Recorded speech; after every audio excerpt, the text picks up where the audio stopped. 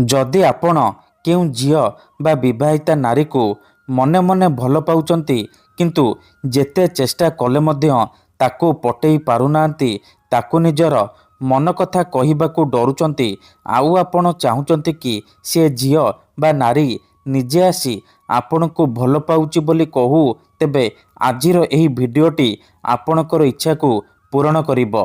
कारण आजिर एही भिडियोटी रे मु आपनको शिखाइबी एमिति एक महाशक्तिशाली वशीकरण जार प्रयोग रे आपण सुंदरी सुंदरी झियो बा सुंदरी विवाहिता भाउज को अति सहजरे पटेई पारिबे, ताठारु निजर मन मुताबक काम हासिल करि पारिबे। एही वशीकरण करिबा पई आपनको कोनोसी प्रकार कष्ट काम करिबाकू पड़िबनी किंबा किछि भी पैसा खर्च करिबाकू पड़िबनी।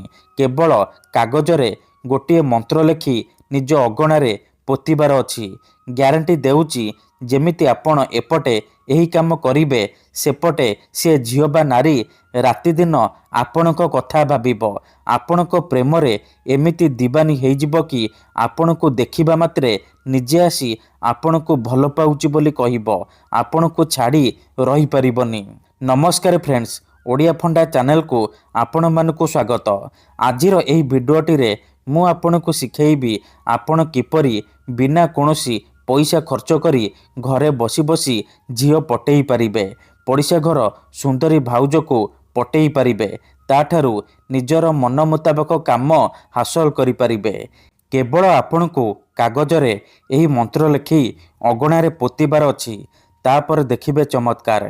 केते थर एमिति हेइथाय कि आपण जेउ झियो को मने मने भल पाउचंती से झियो आपण को भल पाएनी, अन्य काहाकू भल पाए, आउ आपण ता पछरे गोड़े गोड़े निजर सबु समय सारी दियंती किंतु से झियो को पटेई पारंतिनी।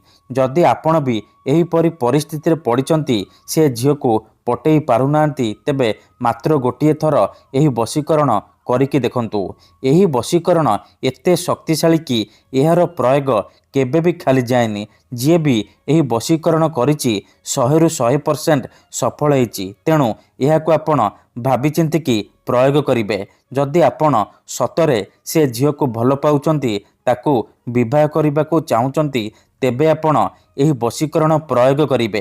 अन्यथा मनरे कोनोसी खराब उद्देश्य किंबा कोनोसी खराब काम पई आपण एही वशीकरण को प्रयोग करिवेनी।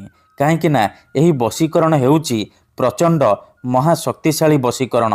जिए भी एही वशीकरण करिछि निज पसंदर झियो को मुहूर्तक भितरे पटेई पारिछि। सुंदरी सुंदरी पड़िशा घर भाउज ठारू निजर मन मुताबक काम हासिल करि पारिछि। तेणु एहाकू आपण भाबी चिंती कि प्रयोग करिवे। तेबे एही वशीकरण आपण किपरि करिवे, केमिति करिवे, एहार प्रयोग विधि कौन, चलंतु जानिबा। विधिटी जानिबा पूर्वरु जदि आपण आम चैनल को प्रथम थर आसीचंती, तेबे दया करी चैनल को सब्सक्राइब करी पाखरे थिबा बेल आइकन को मध्य दबाई दियंतु, जहा द्वारा आमे जेउ भी वीडियो अपलोड करिबु सर्वप्रथमे आपण देखि परिबे आउ तार लाभ पाई परिबे। मन रखंतु एही वशीकरण विधि को आपण केउ भी बार रे करि परिबे, किंतु जेबे भी करिबे राति रे सोईबा पूर्वरु करिबे। हाथ गोड़ धोईकी एही वशीकरण आरंभ करिबे।